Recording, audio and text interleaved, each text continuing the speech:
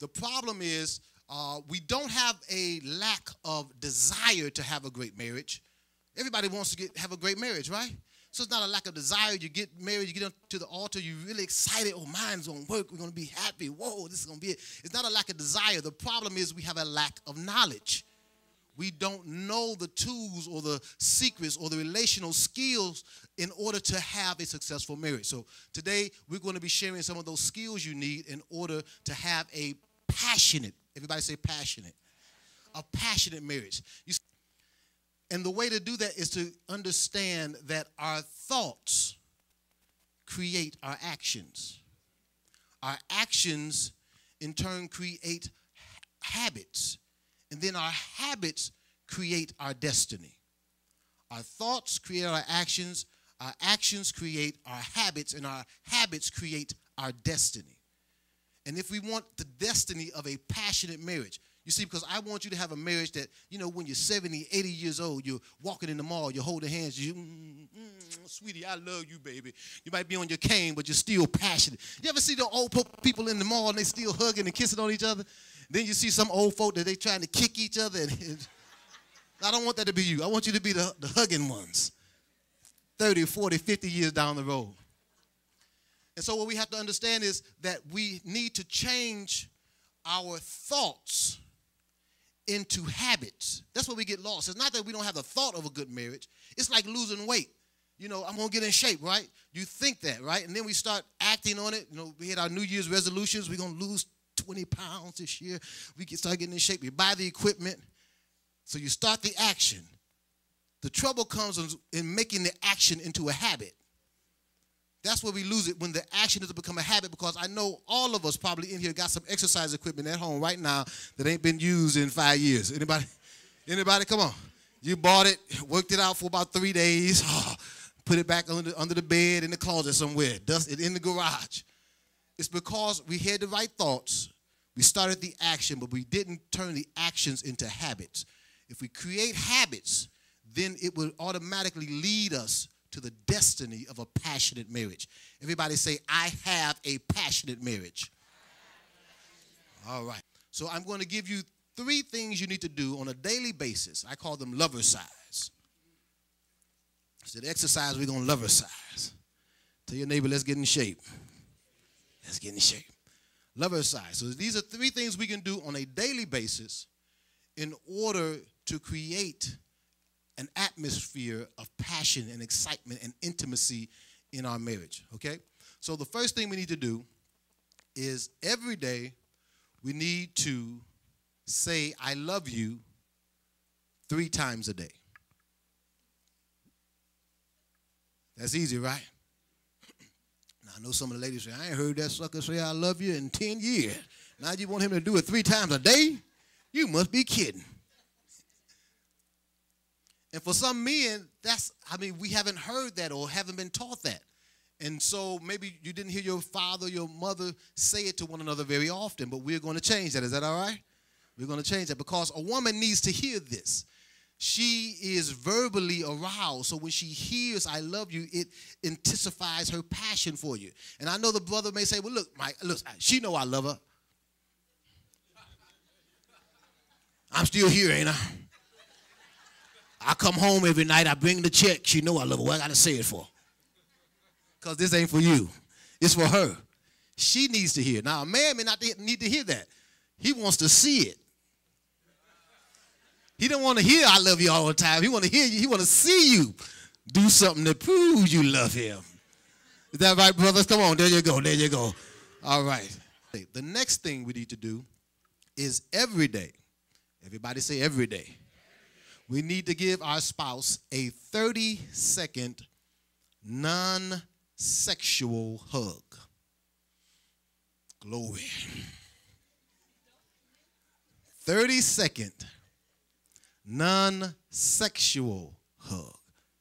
Now, non-sexual means non-sexual. That means when we hug brothers, that means the hands have to stay above the waist. Right here. Only rubbing goes in between the waist on the back. We can't dip low. None of that. Okay. No groaning like, None of that. It's non-sexual. Every day we need to do this. How often, fellas? Every day. The reason why we do this is because a woman needs to be touched non-sexually in order to respond to a man's sexual touches. So if all she gets are your sexual touches, and every time you touch her, you want to have love and make love, the first thing she's going to say is, you just want sex. And she's going to start resisting your touches because she thinks you just want to use her to please yourself. It's just as if a woman was, only time she came and kissed you was when she wanted to grab your wallet. Imagine that. Every time your wife came to kiss you, she grabbed your wallet. You're like, hey, wait, you want some money. So when you saw her coming the next time, you'd be like, I'm locking the wallet up. You ain't getting nothing. Okay, so in order to help her, she needs to receive that hug every day. How often? And maybe, let's say you tried to share with your husband one day and about what happened at work, and the first thing we're going to do is try to fix what happened, and then if we try to fix it, you're upset because he tried to fix it, and you didn't want him to fix it. You just wanted him to feel what you were saying. You didn't want him to fix what you were saying. Brothers, I'm giving you something real deep right here. All right? She doesn't want you to fix what's happening all the times. She first wants you to feel what's happening. Okay? And if you can feel it, then you can fix it. Because she don't think you can fix it if you don't feel it. Come on, sister, don't leave me hanging out here. I told you I got to wait there. Because she don't think you can fix it if you don't feel it. Because if you can fix it without feeling it, that means she's crazy. Because she's been feeling it all day. And she's like, well, I've been feeling this way. Here you come trying to fix it already. Ladies, this is the key. You cannot change your husband. All the men say, hey. And most of the time, this is what happens when women get married. They already have in mind 7 things they want to change about her husband. I know every woman, when they get married, they already know. I got him, but he need to change them shoes. He got to change that car. He going to change that job. He going to get another house. He going to get a new haircut. She already know. When she marries you, she plans on improving you and making you better because she is a help. She's going to help you. The problem come in when how she tries to give the help. And all the brothers say amen. Because if you say it a certain way, ladies, we don't want to hear what you say because you sound like our mama. And I'm the man of the house. This is what he's going to say. I'm the man of the house because you ain't going to tell me what to do. I married. When men marry a woman, he doesn't want her to change. He wants her to stay the same. Is that right, brothers? We don't want you to. Hey, and so we feel like, what you trying to change me for? I ain't changing you. Leave me alone. That's how we feel because we don't want you to change. We want you to stay the way you are. 20 years from now, she's still the way. Man, oh, she's still as sweet as she was 20 years ago. That's what men love. They want you to stay the same. Women, y'all going to change your brother. But that's what God put in you because he made you to be a help.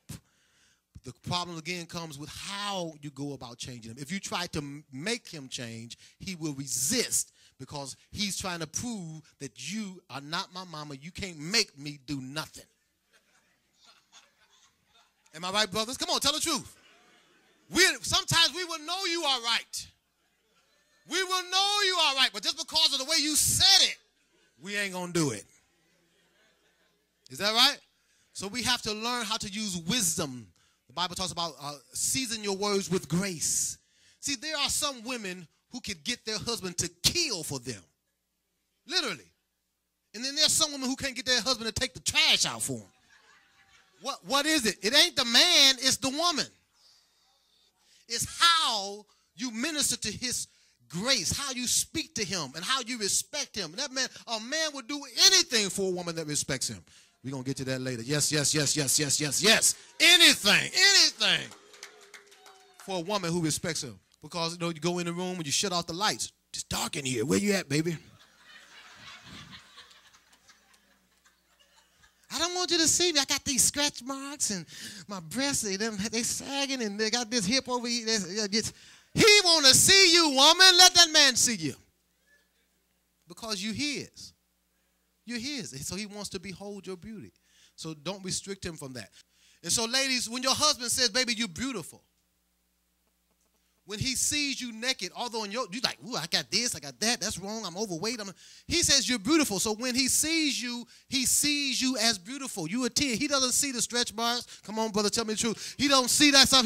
I'm sagging, I got this pouch over here. No, he doesn't see that. You are beautiful in his sight. Thank you, Jesus. So when y'all making love, I'm just giving you a little bit. Hey, you got to give a little light, a little candlelight. Let him behold your beauty.